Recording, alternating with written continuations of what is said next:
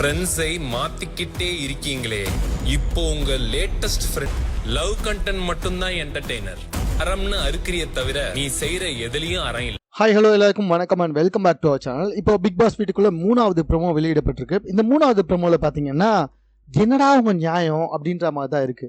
கிட்டத்தட்ட 14 வாரம் கஷ்டப்பட்டு உள்ள இருக்கவங்களை புதுசா உள்ள வந்து இவங்க ஏதோ ரூல் பண்ற மாதிரி இருக்கு. இவங்க வந்துட்டு எக்ஸ் கண்டஸ்டன்ட் மாதிரி வந்தா கூட பரவாயில்லங்க, ஏதோ இவங்க தான் பிக் பாஸ் வந்தா மாதிரி ஏகப்பட்ட ரூல்ஸை வச்சுக்கிட்டு இருக்காங்க. நீங்க வேணா பாருங்களேன், சத்யா உள்ள வந்திருக்காரு. உள்ள வந்தவர் எல்லார பத்தியும் ஒரு ஸ்லோகன் சொல்லிட்டு இருக்காரு. இது ஓகே, இது நார்மல் தான். அதாவது வாரம் கிளாப்ஸை வச்சு நீங்க உங்க ஃப்ரெண்ட்ஷிப்பை மாத்திக்கிட்டே இருக்கீங்க. இப்போ கரண்டா எந்த ஃப்ரெண்டுக்குள்ள இருக்கீங்க அப்படின்னு கேட்கறது ஓகே தான், கரெக்ட். ஜாக்லின் தான் பேசிக்கிட்டு இருக்காரு.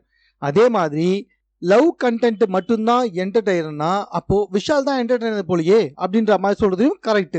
நியாயம் தர்மம்னு பேசிக்கிட்டு இருக்க, ஆனா அதுபடி நடந்துக்க மாட்டியே, இன்னுமா இந்த உலகம் உன்னை நம்பிக்கிட்டு இருக்கே அப்படின்னு முத்துவ வந்துட்டு பேசுறாரு. இதுவுமே ஓகே தான், கரெக்ட். இது எல்லாத்தையுமே ஓகேங்க. வெளியில இருந்து வர ஒரு ஆள் வந்துட்டு எக்ஸ் கண்டஸ்டன்ட் உள்ள இருக்க புது கண்டஸ்டன் வந்து கேள்வி கேட்கறாங்க, அவங்க பண்ண தப்ப சொல்றாங்க, நிறைகள் குறைகள் இது எல்லாத்தையுமே பேசிக்கிட்டு இருக்காங்க. இது எல்லாமே ஓகே ஃபைன், கரெக்ட் தான், தப்பு இல்லை.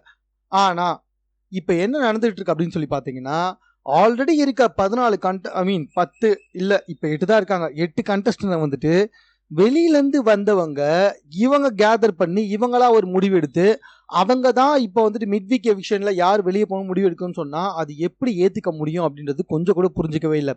வர்ஷினி வந்து தெளிவா சொல்றாங்க, இந்த வாரம் வந்துட்டு மிட் வீக் எவிக்ஷன் இருக்கு, அதாவது வாரத்தின் நடுவிலேயே வந்துட்டு சில பேரை எலிமினேஷன் பண்ணுவோம் அப்படின்னு சொல்றாங்க. ஆனா அந்த எலிமினேஷன் பண்ண போது யார் அப்படின்னு சொல்லி பாத்தீங்கன்னா புதுசா வந்த எக்ஸ் கண்டஸ்டன்ஸ் தான் வந்துட்டு அந்த எவிக்ஷனை பண்ண போறாங்களா. இது எப்படிங்க ஒத்துக்க முடியும்? பிக் பாஸ் வீட்டுக்குள்ள இருக்கிறதும் வெளியே போதும் வந்துட்டு மக்களுடைய முடிவுகள் தான். அவங்களுடைய ஓட்டை பொறுத்து தான் வந்துட்டு எலிமினேஷன் பண்றது, உள்ள இருக்க போறது அப்படின்றத முடிவு எடுக்க போகுது. ஆனா ஏற்கனவே வெளியே போனவங்க, மக்களால வெளியே துரத்தப்பட்டவங்க, இவங்களால நம்மளை என்டர்டைன்மெண்ட் பண்ணவே முடியாது, இவங்க உள்ள இருக்கதே வேஸ்ட் அப்படின்னு சொல்லிட்டு மக்களால வெளியேற்றப்படுத்தவர்கள் தான் மறுபடியும் உள்ள போயிருக்காங்க. இவங்க போயிட்டு மக்களால யாரெல்லாம் கடைசி வரைக்கும் இருக்கணும்னு நினைச்சாங்களோ அவங்கள போய் வெளியேற்றினாங்கன்னா அது எப்படி ஒரு ஃபேரான கேமா இருக்க முடியும் அப்படின்றத என்னுடைய கேள்வி.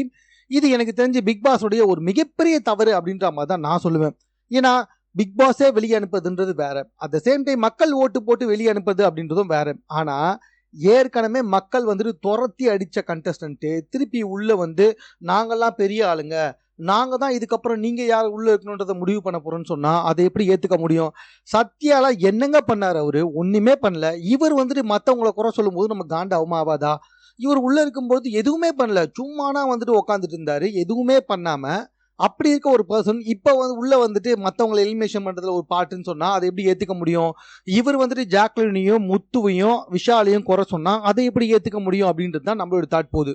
அதே மாதிரி வர்ஷினியை யோசிச்சு பாருங்களேன், உள்ள இருக்கும்போதே ரொம்ப தெளிவா பேசியிருக்கலாம், செம்மையா பேசலாம், எல்லாமே பண்ணிருக்கலாம். வெளியே போயிட்டு திருப்பி உள்ள வந்து நாங்க தான் முடிவு பண்ணுவோம், நீங்கள்ல இப்ப யார் மிட் வீக்ல வெளியே போவீங்க அப்படின்னு சொன்னா அதை எப்படிங்க ஏத்துக்க முடியுது? சுத்தமா இதை ஏத்துக்கவே முடியல. நிறைய பேர் இப்ப கொஞ்சம் யோசிச்சு பாருங்களேன், ரொம்ப சிம்பிளா ஒரே ஒரு தாட் சொல்றேன். இவங்க அதாவது புதுசா உள்ள வந்தவங்க எல்லாம் ஒன்னா சேர்ந்து மெஜாரிட்டி பேஸ்ல முத்து வெளியேற்றிட்டா நம்ம ஒத்துக்க முடியுமா? முடியாதுல்ல. சௌந்தர்யா வெளியேற்றிட்டா ஒத்துக்க முடியுமா? முடியாதுல்ல. சௌந்தர்யா மட்டும் இல்ல, ஜாக்லின், அருண் யாரை வெளியேற்றினாலும் ஒத்துக்கவே முடியாது. அப்படி இருக்கும்போது இந்த பவரை எப்படி பிக் பாஸ் இவங்க எடுத்துடலாம்? இந்த விஷயத்தை பொறுத்த வரைக்கும் பிக் பாஸ் ஒரு மிகப்பெரிய ஃபெயிலியர் அப்படின்றது டவுட்டே இல்லை. எனக்கு அப்படிதான் தோணுது. உங்களுக்கு என்ன தோணுதுன்றதை நீங்க கமெண்ட்ல தெரியப்படுத்துங்க. மேலும் இது போன்ற செய்திகளை கூட தெரிந்து கொள்வதற்கு நம்ம சென்னை சேனலை சப்ஸ்கிரைப் பண்ணுங்க.